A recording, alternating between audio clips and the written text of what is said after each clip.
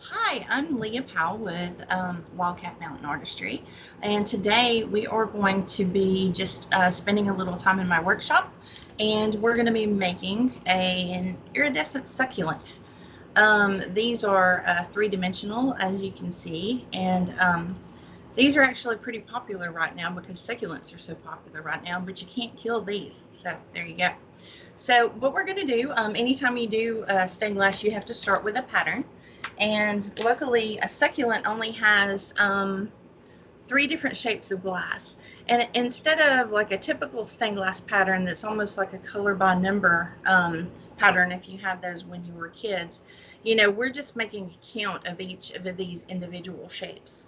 So you always start with a pattern because you have to put this on the glass. So this bottom leaf is this shape, and then there's the center shape and the small shape, and in the middle I've actually put what's called a stained glass nugget.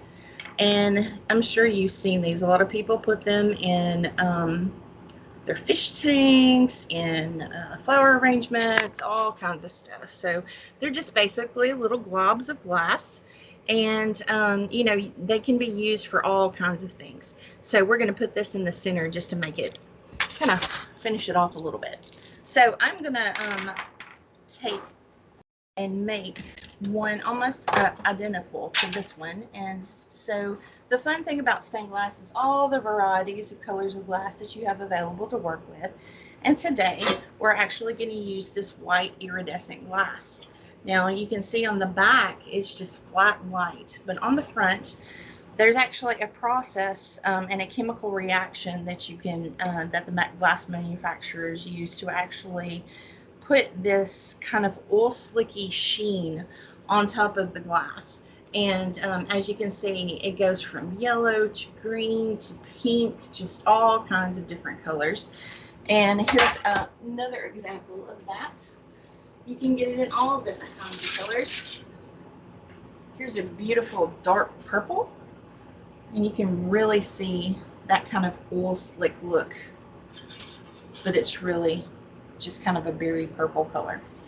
So today we're using white, and the first thing we're going to do is actually pattern our glass before we get to cutting. So I'm going to tilt the camera down here, and that way you can watch me pattern.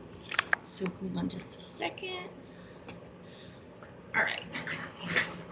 Now when you pattern glass, you want to make sure that each individual piece is about 1/4 of an inch apart from each other, because when you cut these out, you need to give yourself some room, some play basically around the piece so that you can get your pliers in there and be able to run your score line. So there's already this nice straight edge here, and as you can see at the bottom of these petals, there's actually a straight edge. So I'm going to save myself some time and actually utilize what is already there on the glass. So I have a light box under here so that I don't actually have to cut out these patterns. So I'm staying about 1/4 of an inch from the edge here, and I'm actually lining up this bottom edge with the natural cut of the glass. And this particular petal, we actually need 6 of these. So what I'm going to do is I'm just going to number 1, and I'm going to move over and remember 1/4 of an inch of glass. And that's just so that you can grip it with the running pliers. And we will look at those in just a few minutes. So here is 2. And this also is a good way to conserve glass. If you were to start in the middle of the sheet, you would actually have a lot of waste. And glass is definitely not cheap. Stained glass is not a cheap habit to have, or a hobby to have, rather. So anytime that you can kind of save yourself some bucks on conserving glass, all the better. Today we're actually going to be using the leaded method of stained glass, which is not something I've actually done many videos on. So what I'm going to do now is I'm actually just going to draw another line here, just so that we already have that straight edge there, and I can just run that straight score line down and not have to worry about wiggling around a whole lot. So the leaded method of stained glass is pretty much, you know, as old as time. It's the original way of doing stained glass. They're actually the oldest stained glass window that is in existence was actually created in 1065, and it is in in Augsburg Cathedral in Germany. And in the South Clerestory, there is a set of windows called the prophet windows, and there are 5 of them, and one is Jonah, then Daniel, Hosea, Moses, and David. And they're actually the oldest windows that are in what they call situ, which is, you know, they're still in the situation that they were in the window that they were actually built for originally. So, you know, there are probably stained glass windows that are in museums that aren't in their original locations that, you know, are still around. And that's one thing about this particular art. It is a dying art and has been around for, you know, literally 1,000 years plus. So me being a master, one of the goals that I have and what I'm kind of expected to do is to teach the next generation. So I teach workshops at conventions on how to cut glass. Unfortunately, I can't take my whole studio with me, but I do can get you to the point where you can actually create some mosaics, or you know, something with a very small amount of tools, but still get part of that done. And I do have people that fly in from all over the world to come and take lessons from me too. You know, with COVID and everything, I kind of put the brakes on that. But in October, I actually have 3 ladies from New Jersey coming to study with me, and I'm excited about that. And I also constantly keep apprentices. Currently, I have 1 senior apprentice, 2 junior apprentices, and 1 intern. And 2 of those are actually long distance. I have 1 that's in Delaware and another that's in Syracuse, New York, and I'm located in Florence, Alabama. So we actually, you know, this whole Skype Zoom thing has really affected all industries, including mine. So it's amazing what you can get done in this method. So I have already patterned these smaller ones, and again, I drew a straight line here. I'm trying to keep some space in between the pieces, and I'm actually going back and going between these bigger pieces for these smallest petals just to save glass again.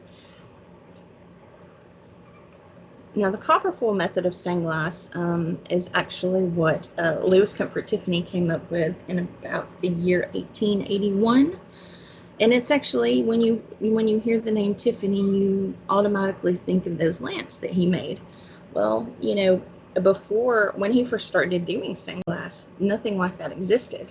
So he had to come up with a brand new method of doing stained glass, and that's exactly what he did. And that method continues today, just like this old style. But, you know, we can talk about that forever. But I have become a master over my 24-year career as being a stained glass artist, and it has been a rocky road for sure. And sadly, I have every single shop that I actually went through 3 different apprenticeships, and every shop that I worked at is now closed.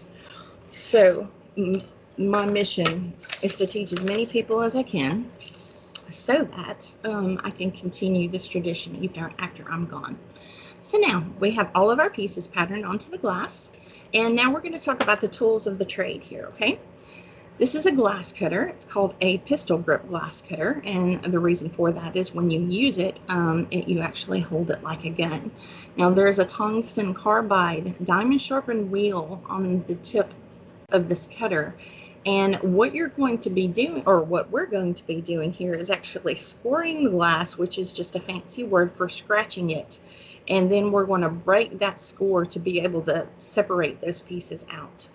And in doing that, we have a couple of different pairs of pliers that we're going to use for that. These are called running pliers, and as you can see, there's a concave convex thing going on here. And because you know, this is going to put pressure on the back side of the glass, and you will line up this line with your score line and squeeze to actually run that score on the glass. These are called grozer pliers, and sometimes you have some pesky little pieces of glass that just kind of won't break with running pliers. And it's flat on the top and curved on the bottom, and each side of these pliers kind of serve a different function. So we'll be messing around with that. And it never fails to be handy to have a good old steel cork back ruler. As you can see, I've had this thing for a while. It's nice and rusty, but you know, it still works. So we're going to go ahead and get started cutting. Main thing you always have to remember is you can't sit down and cut glass at the same time. You just can't get the same amount of pressure upon the glass. And I'm actually going to move this light box out of the way now, because I have what's called a Morton grid underneath. Now, this kind of looks like those things that you see in elevators, you know, up in the ceiling. But the purpose this serves is that you always have a flat surface for your glass, and all of the shards and little bits fall in these little channels so that it doesn't scratch the bottom of your glass as you're moving things around, because that's definitely something that you have to do often when you're cutting a piece of glass. So you also have to have something called quarter oil, and cutter oil is actually it just helps that wheel you know, run down the glass. It keeps the shards from going everywhere. It just gives you a cleaner cut if you use it. And I have an older Morton grid over here, and what I will do is just pour just a little bit in one of these little squares over here, and that way I can just dip that cutter down into that oil whenever I need to. So the cork back ruler is very handy for running just a straight line. And you know, it doesn't matter how steady your hands are. If you're not using a ruler to cut a straight line on glass, it's never going to break absolutely perfect. So this definitely helps. You have to make allowance for the room between the outside edge of this cutter head and the actual wheel itself. So I've actually came off about 1/8 of an inch, and I'm going to line that wheel up and just make sure that that all the way down it's going to stay on that line. Now, what you're doing here is you're actually holding your cutter again like a gun, but you're putting all of your pressure on your thumb to where you're pressing down perpendicular to the glass. Now listen really closely. You hear that noise? That was scoring. That's actually where it scratched the glass. And you can see a little bit of a glint there where I actually have the cutter oil. And these are the grozer, or not the grozer pliers, are the running pliers that we were talking about. And you see this line here? We're going to actually move up about 3/16 to 1/4 of an inch up onto the glass and squeeze. Did you hear that little click? That means that that is starting to run. So we're going to go to the other side and just go back and forth until it breaks. Now, I'm going to go ahead and set this to the side. And while I have my ruler out, I'm going to go ahead and just cut straight down here. And that way, the next time that I use this glass, I have this nice straight edge that I can use for another project. So I'm just going to set this back in my glass cases. And if I break a piece, I can always go back and grab it. So what I'm going to do on the method that I usually do with these is just to go ahead and score everything at once. I caution you that if you're not used to doing this, you might want to wait and just run one score at a time and break it. That way you don't ruin, you know, a good bit of glass because something breaks funny. So what I'm going to do is always cut on the inside of the lines. And the reason for that is because you always need a little bit of play between each piece, especially when you're making a window that has a lot of pieces, because just a little bitty piece can bump tons and tons of pieces of glass in another direction. So now I'm going to score these, and as you can see, I'm moving my body as I come around these curves, and it just saves your wrists if you do it that way. And again, I'm going back and forth and just barely squeezing to run that line from one end to the other. And now we have this nice little petal. So I'm actually going to put this in a Rubbermaid tub that I have sitting over here to the side. And I'm just going to go ahead and go to town and start scoring all of these pieces. We only have an hour, so we want to definitely make sure we have good use of that.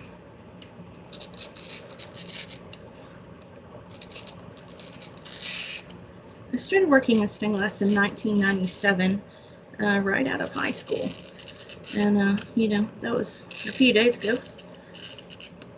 And it's just something that I always did. And I became a master in stained glass, of course, after I went through 3 apprenticeships, but also after I made history in the stained glass world. I'm sure a lot of you have heard of Edgar Rice Burroughs. He's the author of Tarzan. Over 100 years ago, published these awesome books. Not to mention Carson of Venus, John Carter of Mars, tons and tons of different properties. And I was actually the first stained glass artist in history to be the sole licensed maker of an author's trademarked characters. So those trademark characters were Tarzan and just basically any character that were in any of his works. And he published over 90 books. A lot of people don't realize that. So I'm the only stained glass artist in the world that can legally make a stained glass window of Tarzan. So I'm taking these Grozer pliers, and you see this tremendously sharp piece of glass that's right here. That will gnash your finger pretty well. So this bottom curve on the bottom of the Grozer pliers, I'm just going to scrape that off of the glass so that I don't cut my finger. One thing about stained glass is you're always going to cut yourself, you're always going to burn yourself, so you just kind of have to tough it out. One of my mottos in this shop is rub some dirt on it, you'll be okay, or you'll be all right. And that continues even for me, not to mention my apprentices. So we are getting there.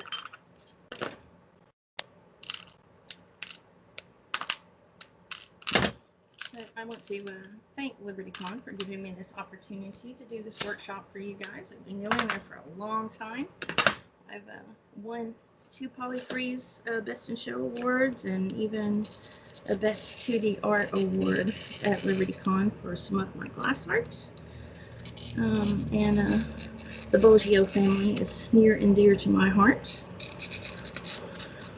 So again, I'm taking this and I'm just going to go ahead and score all of these pieces. Now I have to remember the order in which I'm scoring these because it actually is going to determine which ones I break first.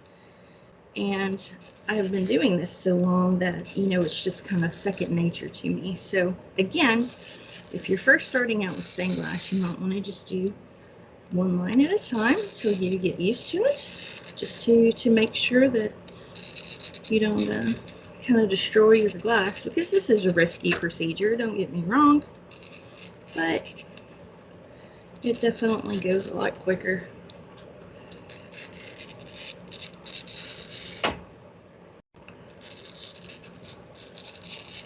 Okay.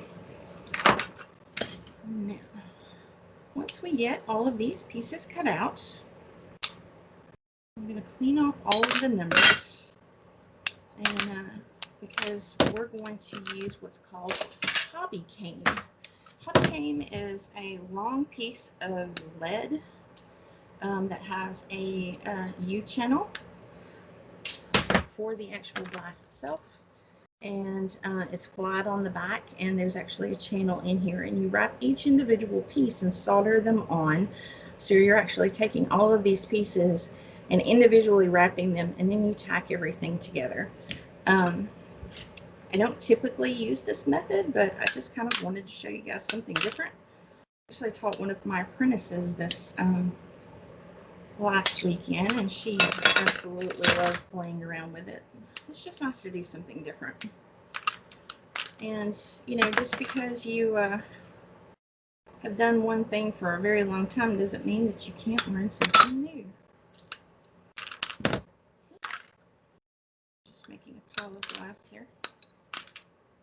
Instead of throwing it across my table into a bucket.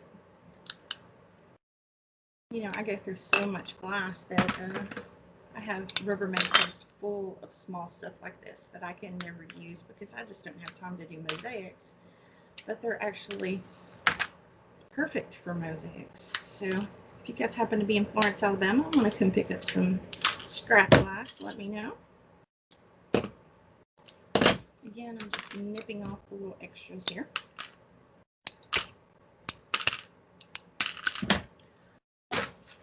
And we are going to use a blue nugget for the center of this. So there are all of our pieces. Because we are going to be handling lead, one of the absolute first things that you have to do is put on gloves. I get my blood tested regularly for lead content, and it's just because I do the old method of stained glass. You know, they have alternative methods of doing things, but you know, this is, call me old fashioned, this is what I do. Okay, so here are our pieces. I've already cleaned the marker off of all of them and set them to the side. And this is my fancy soldering iron that I've had heating up for a while. And one thing about this lead cane is the fact that it melts really, really easily. So this particular soldering iron actually has a temperature controller on it. And it can go up to 600 degrees, but I have it at about 410 right now. It seems to be kind of the perfect temperature for this stuff. This is a 60-40 solder. It is 60% tin and 40% lead. And this is not the plumber stuff that has the rosin core. This actually comes in a pound roll. And as you can see, you know, it's a pretty wide, probably 1/8 of an inch wire. And that's just because with stained glass, you go through a lot of solder. And if you have that little thin stuff, it would take a million years. And we also have flux, and I just keep it in a glass bottle, but this flux is actually gel. You can get it in a paste, you can get it in a liquid, and that's actually to help the solder bond to the lead. Now, this is the lead cane that I was telling you about. Let's get a little closer here. As you can see, there's a C channel there, and as you can also see, you only have about a 1/16 of an inch of play in there on your glass pieces. So if you have any little burrs on your glass or anything like that, you actually should probably grind those off. And I have a grinder over here behind me that has a diamond wheel that spins around in a circle to where you can actually you know, grind the edges of this glass. And I have actually taken these pieces and ground them down and shaped them up a little bit. But again, we only have an hour, so we won't go into the grinding. So I have already stretched a good bit of this lead, and lead is so very soft that it comes on a spool, and I actually have a device that I put it in and clamp it down and stretch the lead. And it actually gives it a little bit of strength. If you've ever gone in to a place and seen some stained glass windows that are kind of slumping in a little bit, or they're just really falling apart, it's probably because they didn't stretch their lead before they made the leaded window, or they didn't run any supports through it. But that's a conversation for another day. So we're gonna look down here at the table. So I have my pristine white cloth here, and that's just to keep things from scooting around, because I actually solder on an inch thick piece of glass just to help with cleanup and to keep flux, which is an acid, from eating my table. So here's all of our pieces. And you also need some nippers, and if you actually cut the lead with this side facing the piece you're going to use, it's a flat edge. If you use this side, it will actually cut it into a V. So those are very handy to have, and also just a regular old razor blade, just to help kind of mark that soft lead where you need to cut. So when you take this lead, you actually begin on kind of in the same place. So I'm always going to start it around these flat edges that we cut with the ruler, and I'm going to overlap it just a little bit. Now I'm going to keep this as sturdy as I can and keep this lead in place with my left hand, and I'm going to start putting pressure and wiggling back and forth. And you see how easy that is to bend? So I'm going to push it into the curve. I'm going to come around and I'm going to start wiggling again. And the reason you do this slow is because if you do it really fast, you end up with a gap that you can see through that's not completely bonded to the glass. Now, once I get that piece all the way around, I'm actually just going to mark where the intersection is, just with a razor blade, and you can see that little baby line there. And then I'm going to cut this into a V, and then I'm going to push this in. And again, this is soft stuff, so I'm just going to tap it down with some pliers. You know, a lot of people kind of look at me funny when I start hammering down on glass, but you know, when you make leaded stained glass windows, you use hammers and nails all the time. So now I'm just putting a little bit of flux on that edge. I'm going to clean the tip of my iron. I'm just going to grab just a teeny bit of solder. And remember that lead melts really, really easily. So I'm just going to barely touch the lead and just kind of let that glob of solder fall down onto the lead. And now it dries really fast. We have one succulent petal. Ta-da!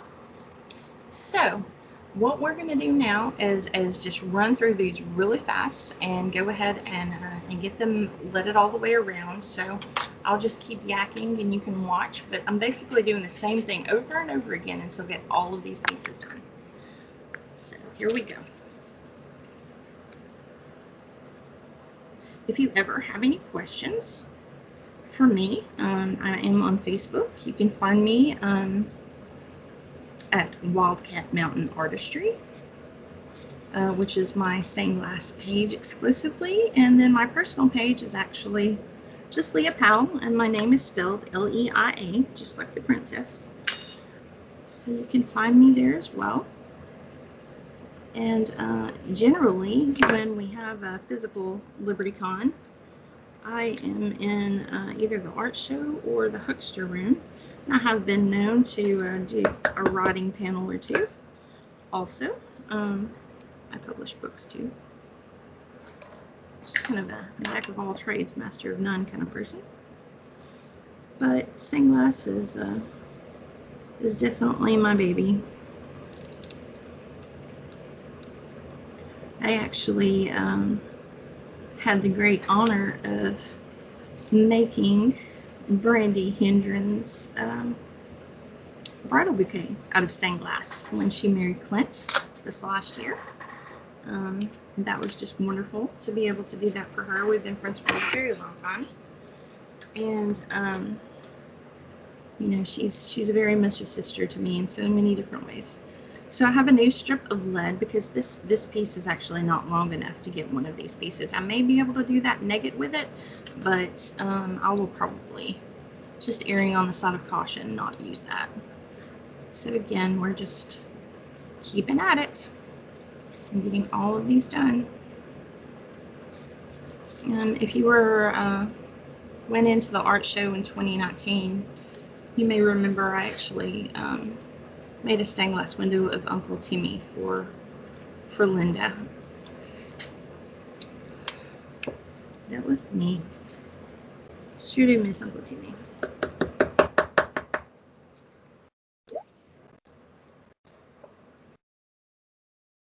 I also want to thank Michael, who is recording me today. He's kind of off in the back there, just watching.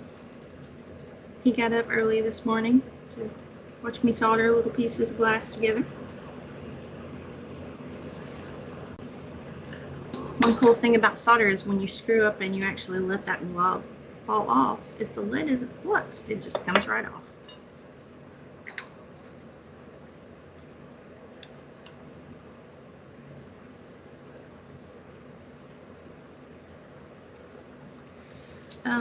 The art show in Liberty Con has done a wonderful thing for us artists this year, and has actually allowed us to open up some Eventini shops online so that you can still buy art like you would going into the art show. And I will have a shop there. It's not there currently, but that's actually a project for later today. But I'm probably going to have some of these succulents in that store as well. And I can always make some commissioned ones as well. But, you know, that's one thing. One of my weaknesses is art shows. I usually end up spending more money than I make because I just love art so much. A great many LibertyCon artists are some of my very best friends, and I do everything I can to support them because, especially during the pandemic, a lot of them have been really hurting because there haven't been any conventions. So even if you don't buy anything from me, please visit LibertyCon's Eventini page so that you can support those artists. They definitely deserve it, and they've worked hard to hone their craft. And, there's quite the variety. There are metalsmiths, there are digital artists, jewelry artists, just all kinds of things can be found in an art show. One fella even makes kits for slaying vampires. You just never know what you're going to find at LibertyCon. That's what makes it so fun. It's not only about the books, it's about just the crazy stuff that you can find that you can't go to Walmart and get. So we are getting there. We're 4 pieces in.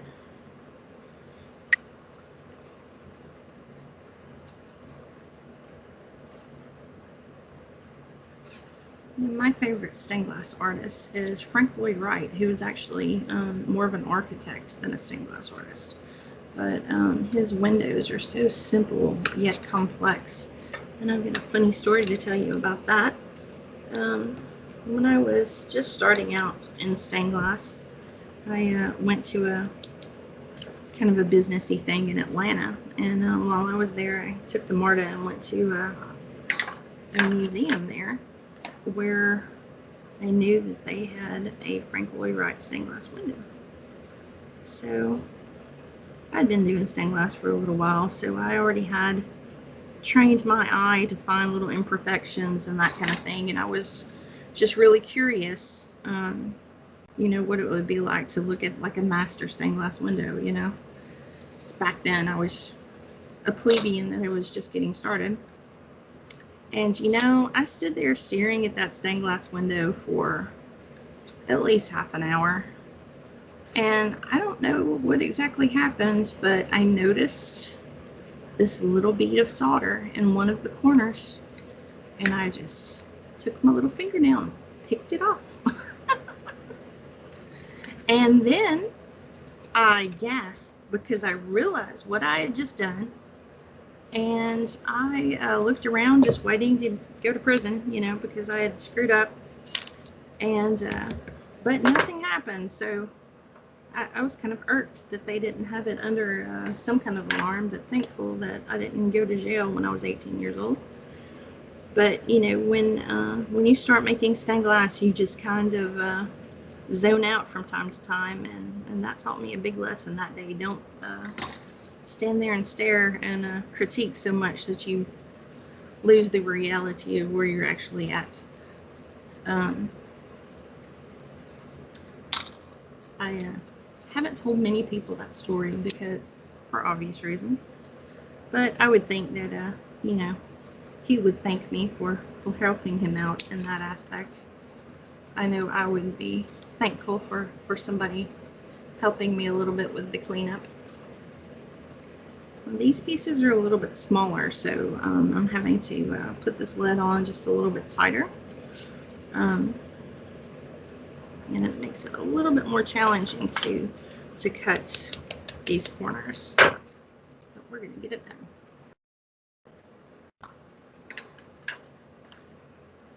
You know, when I first started out, I mean, church windows were the thing. And I made many, many windows. But, you know, I've always been somewhat of a geek, and I've been a book nerd my whole life. And so when I started writing books of my own and started doing conventions, I just decided that I was going to make stained glass out of what I wanted to make. And little did I know, here we are years later, that I actually have more of a focus on stained glass, because I always have about a 6-month waiting list right now. It was 9 months just until recently, when some of my apprentices could come back to work. And you know, I had no idea. And actually, funny thing is that Brandy, her daughter Beth, actually has one of the first stained glass pieces that I made and took to a convention, and it was a little Doctor Who TARDIS sun catcher. And so I definitely owe a lot to that family for the support and love that they've given me over the years. And not to mention Anne in the art show is just, I just absolutely love her. I want to wrap her in bubble wrap and keep her and hug her and squeeze her and name her George. She's just wonderful.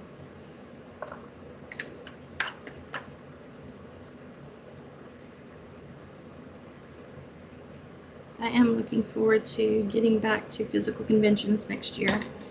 We've just decided to err on the side of caution and not do any this year with everything going on and the variants of COVID and that kind of thing. Just so you know, I am getting slowly getting there. We have 1, 2, 3, 4, 5, 6, 7, 8 pieces left, or 9 with the nugget. Let me go ahead and get this nugget. So since this is round, you know, you kind of have to start the lead a little bit rounded so you don't have kind of a flat side. And there's not really a good place to start and stop. You just get after it. And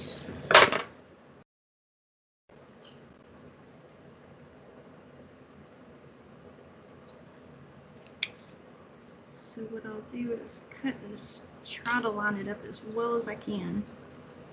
There we go. So there's your nugget.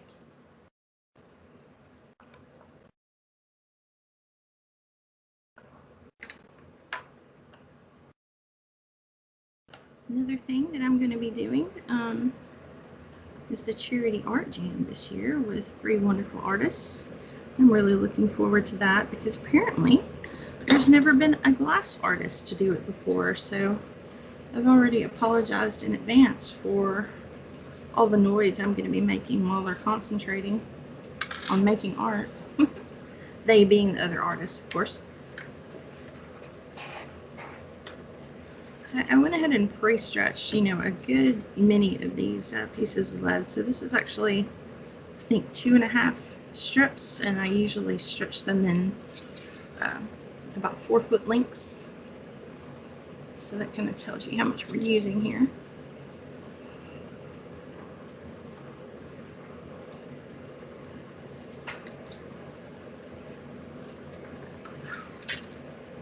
Just trying to keep it as straight as I can while I'm dinking around with it.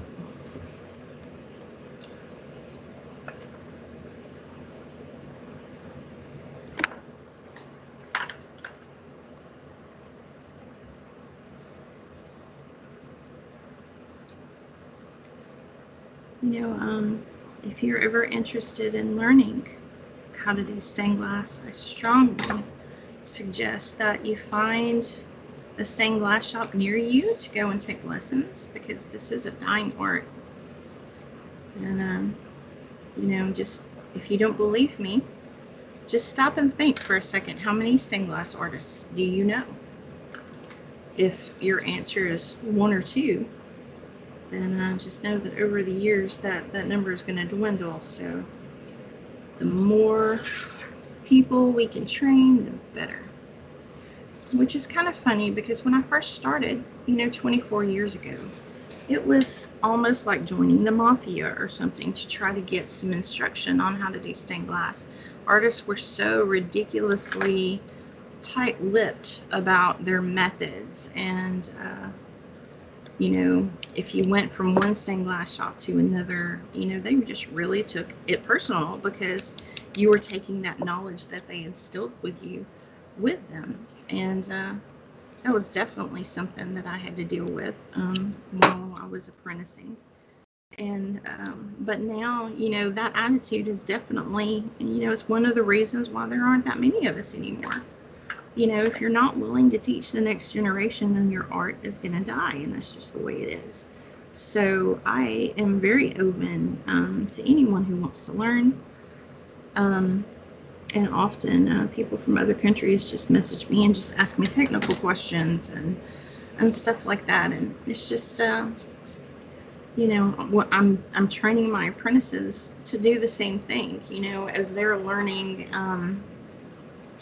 The expectation that I have of them is to find somebody later on, once they're comfortable and on their own, doing their own thing, find someone else to teach.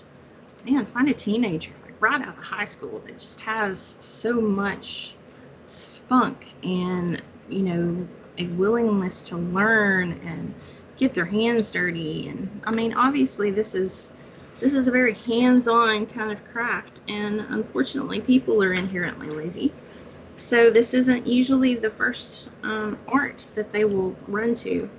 Not only that, but supplies have tripled in, the last 20 years. And unfortunately, it doesn't seem to be, there's not going to be much changing in that aspect of things.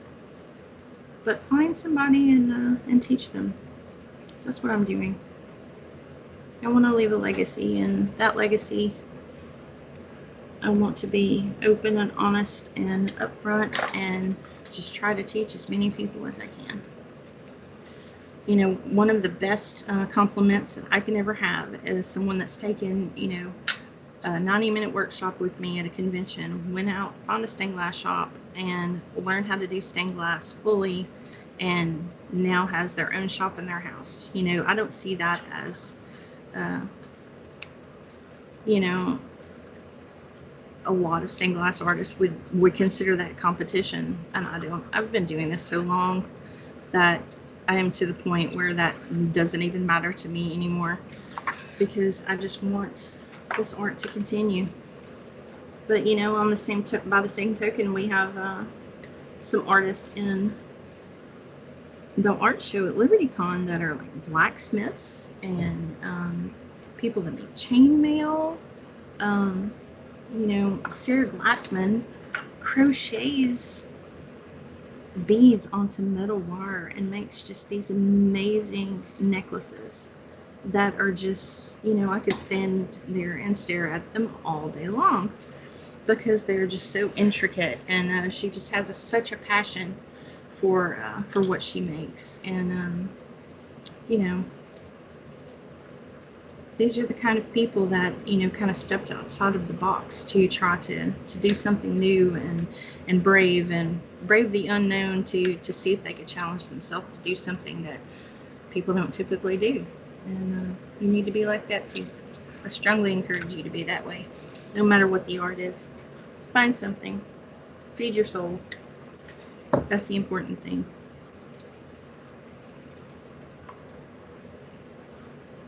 We are getting there. We've got 4 pieces left, and then we can start assembling. And as I'm doing this, just so you know, I am kind of wiping the flux off of each piece and making sure they're nice and clean, because when you tack these together, you definitely don't want to have to get into the nooks and crannies. So I'm just going ahead and taking care of that as the pieces get done.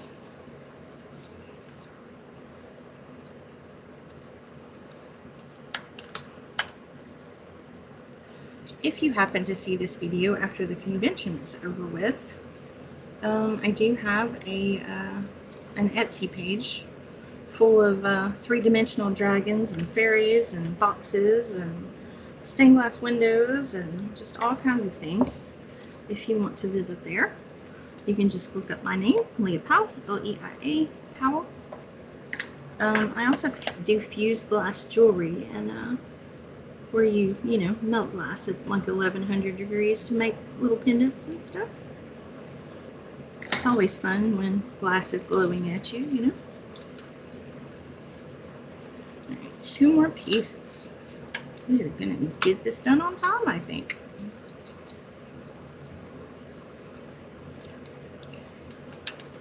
If you've hung with me this long, thank you for watching me wrap this lead around all these pieces.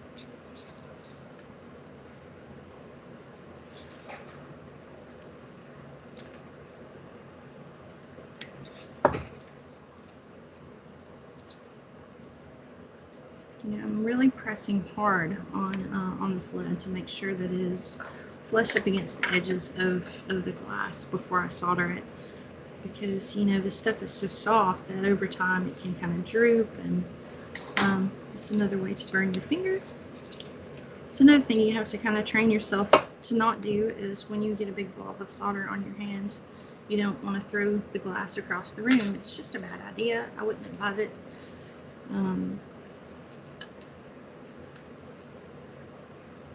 So stained glass artists have gnarly hands. That's just the way it is. But look at the cool stuff we can make.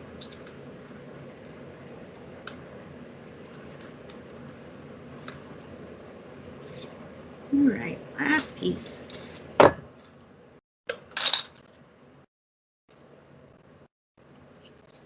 once I get this one done, that's when the magic happens. That's when I can start actually assembling.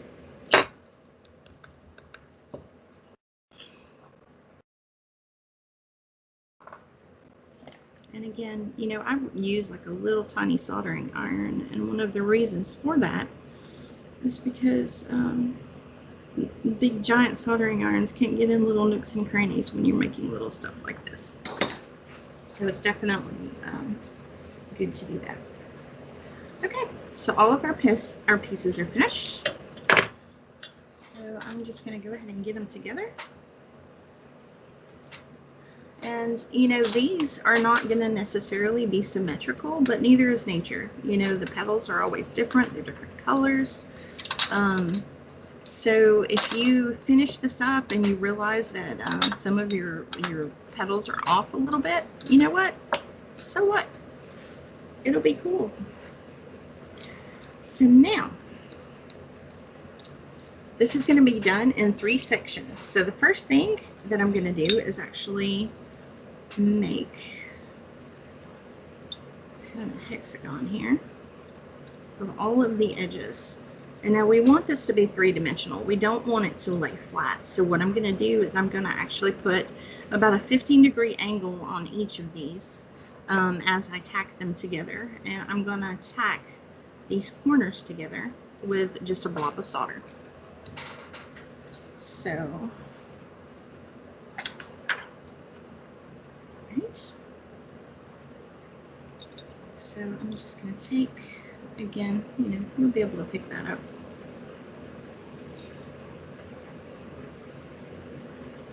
So you see how that's not flat. Let's get this over here.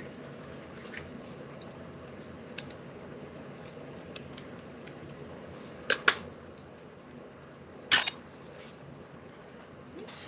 So I've got 2. Let me start with the 3rd. And I'm just tacking this in place, and you would think that this is not going to be very strong, but it will be once I get those other pieces on top of it. And obviously I'm not measuring angles or anything. This is just lots of practice. If your angle is off, just unsolder that piece and try again. I'm trying to bond these, but I'm also being really careful not to melt that lead.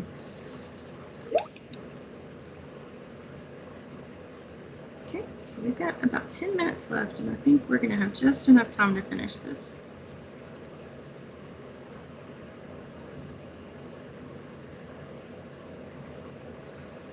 Michael's keeping an eye on the clock for me. Okay, so there's your bottom section.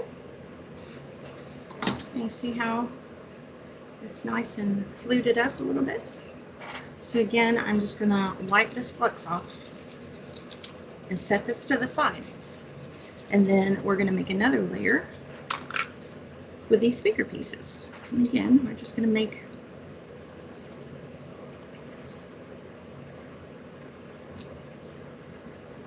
now remember that the bottom started with 6 pieces and then the other 2 set levels are 5, and that's just so that they can stand up a little higher. Okay, so I'm going to go probably more like a 25-degree angle now, just a little bit more.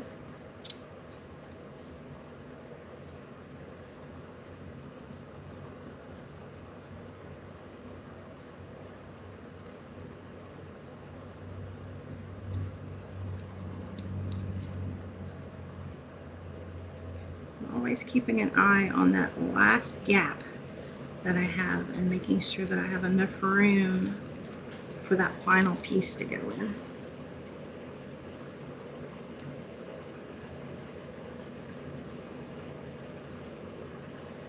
This is where it would be incredibly helpful to have about 4 hands. This is just the way it works.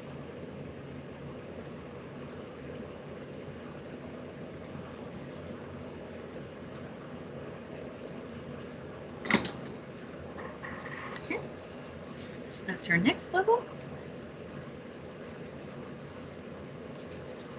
One more, and then we can tack everything together.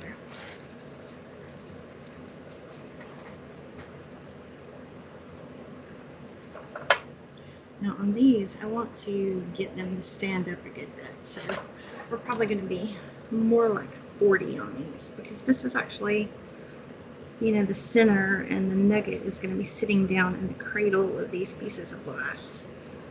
So I want them to be a little bit tighter in.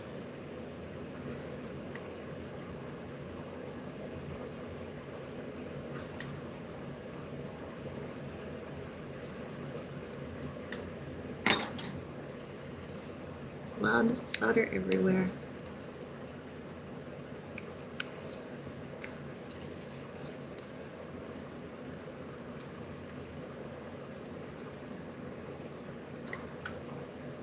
Okay.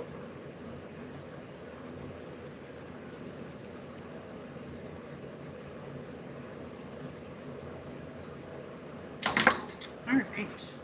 Now, so basically what we're going to do is take all these levels and tack it together to where everything holds together. Isn't that going to be awesome?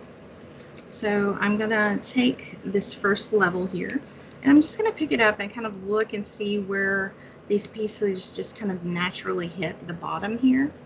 And I'm going to try to utilize that to be able to tack it together. And when I keep saying tack, and what I mean is basically you're just dropping a blob of solder to connect the different levels together. So I already have a solder blob here from where I soldered those bottom petals. So I'm just going to drop a little bit on the edge of this lead just to keep this in place. And then I just need one more spot to do that. And now that it's tacked together, I'm going to, instead of blobbing at the top, I'm going to use the bottom of all of these pieces. That way you're not seeing a whole bunch of little solder blobs everywhere. So that's one level. Next, we've got a little baby ones. And I'm just going to move it around until it just kind of naturally sits in there. And tack it here, this edge. And I'm going to try to keep it around the same area where this other blob was, because we want that to kind of serve as the back.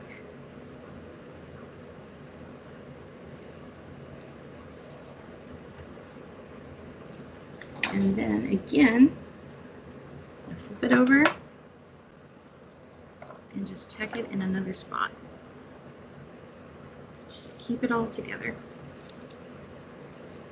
And finally, we have our little nugget here. And I'm going to turn it to where it's sitting in there where those other blobs are.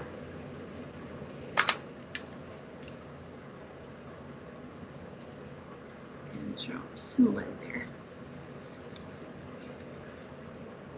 Just tack it in there. Flip it over. And one little blob left.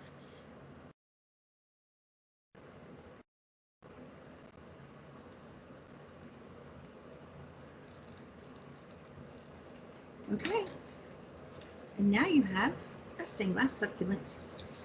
So I'm just going to again just clean up the flux off of here, and at a later time I'll probably Windex this and get it all nice and shiny for you.